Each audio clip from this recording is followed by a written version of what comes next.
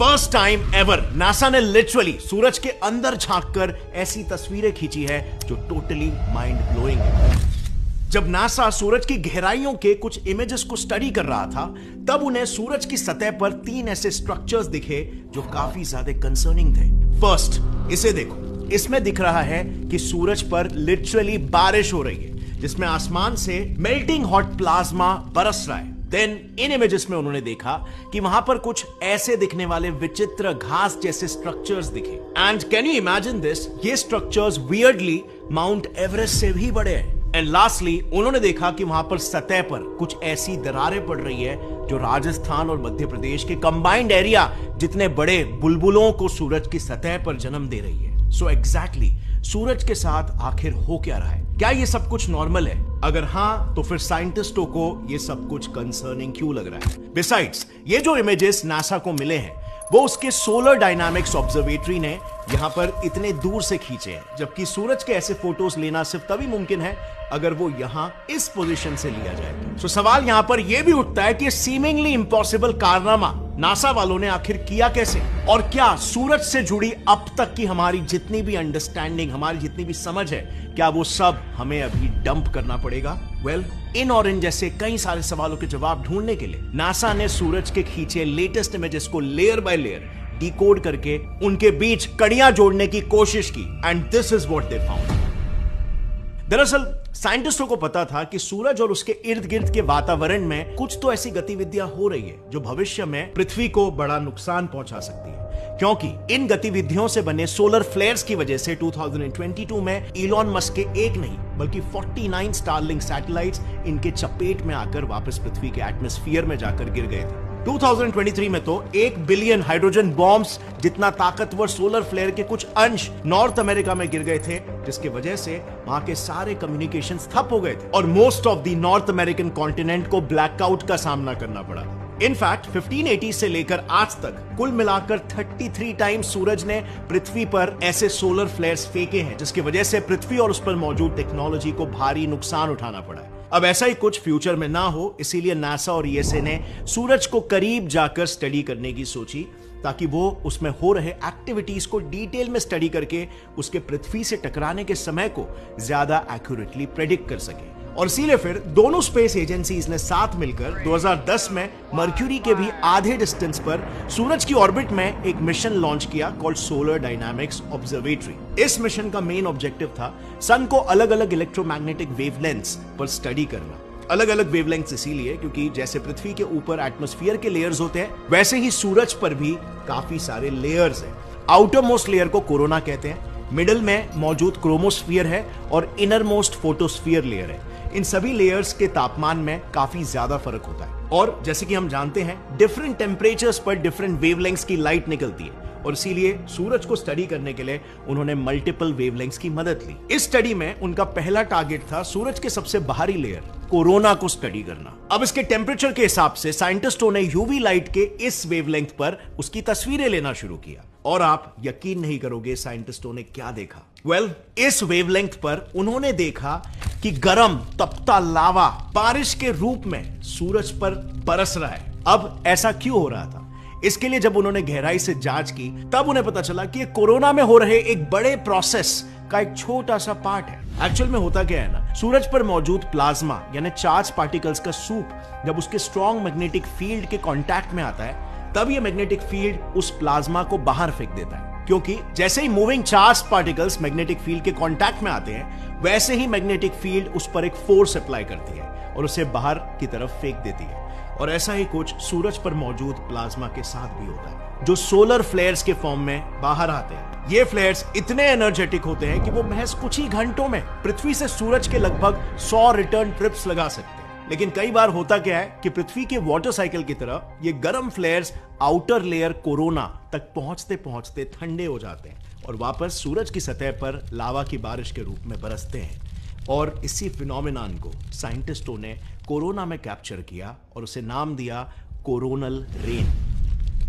यानी कि to sum it all, up till now सूरज की पहली लेयर की तस्वीरों से साइंटिस्टों को सोलर फ्लेयर्स और उसके वजह से सूरज पर हो रहे कोरोनल रेन के बारे में पता चला। अब कोरोना का राज समझने के बाद वो सूरज के और करीब गए और उन्होंने उसके मिडिल लेयर क्रोमोस्फियर को स्टडी करना शुरू किया। अब क्योंकि इस लेयर का तापमान कोरोना से कम होता है और इसीलिए क्रोमोस्फियर को स्टडी करने के लिए इस वेवलेंथ की यूवी लाइट का इस्तेमाल किया गया और इसी वेवलेंथ में उसकी तस्वीरें खींची गई।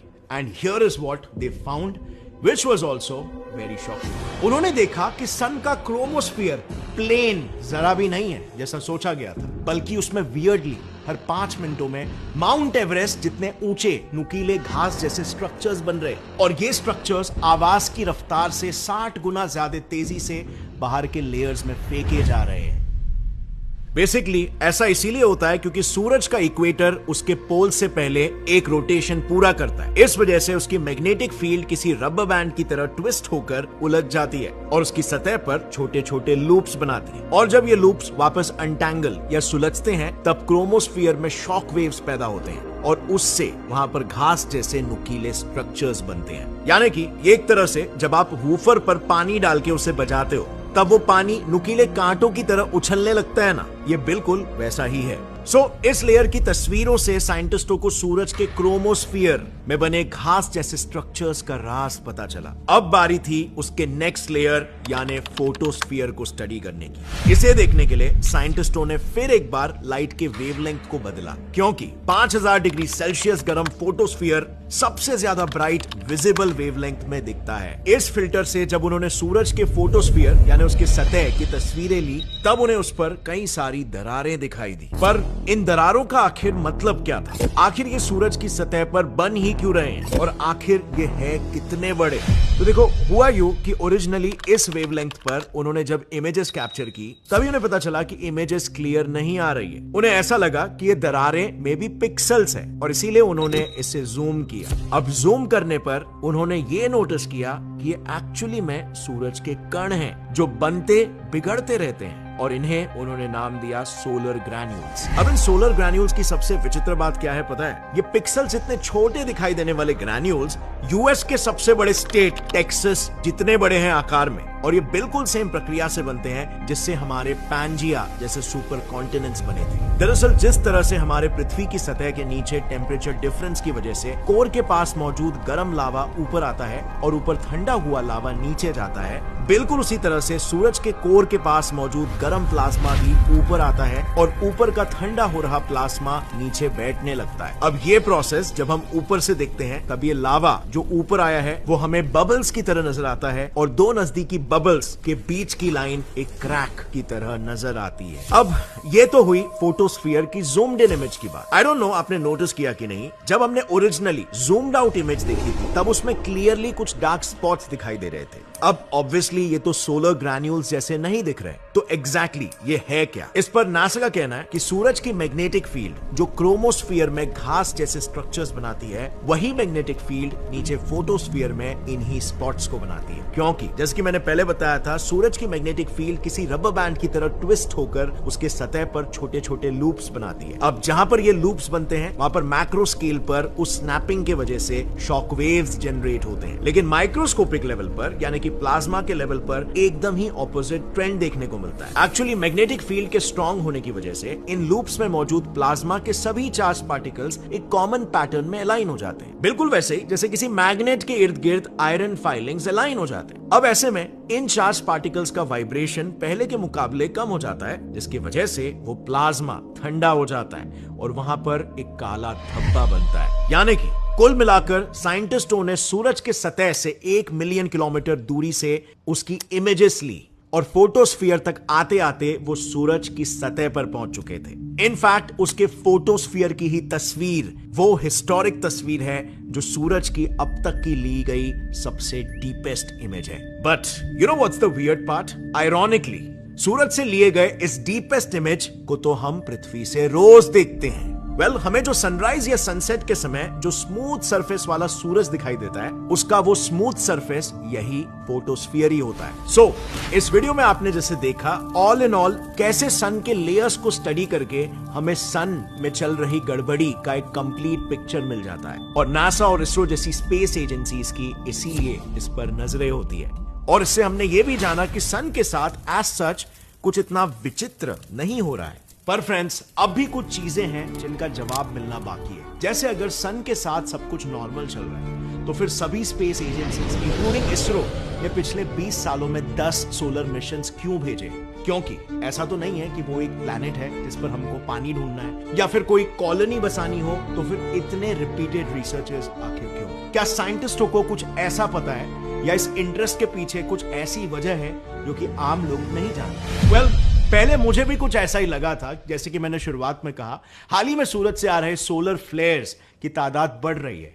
लेकिन जब मैंने इस डायरेक्शन में थोड़ी सी और रिसर्च की, तब मुझे पता चला कि इन्हें स्टडी करने के लिए नासा ने एसडीओ से पहले भी कुछ सैटेलाइट्स भेजे तो थे। जैसे फॉर एग्जांपल 1995 में लॉन्च हुई सोलर एंड हीलियोस्फेरिक ऑब्जर्वेटरी सोहो, 2006 में भेजा था solar terrestrial relations observatory stereo, और इनमें से सोहो स्पेसक्राफ्ट ने तो सूरज की सतह पर हो रहे वाइब्रेशंस की तस्वीरें खींचकर उससे सूरज के साउंड तक को रिकॉर्ड किया है।